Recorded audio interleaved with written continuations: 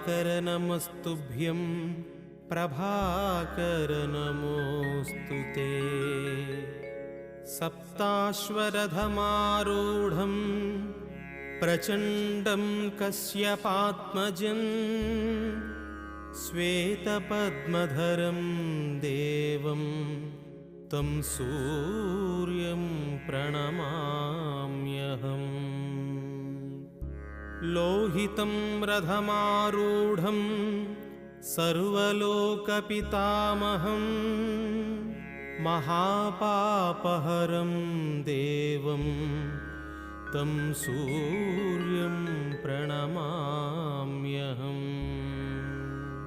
त्रैगुण्यं च महासूरं ब्रह्मविष्णुमहेश्वरं महापापहरं देवं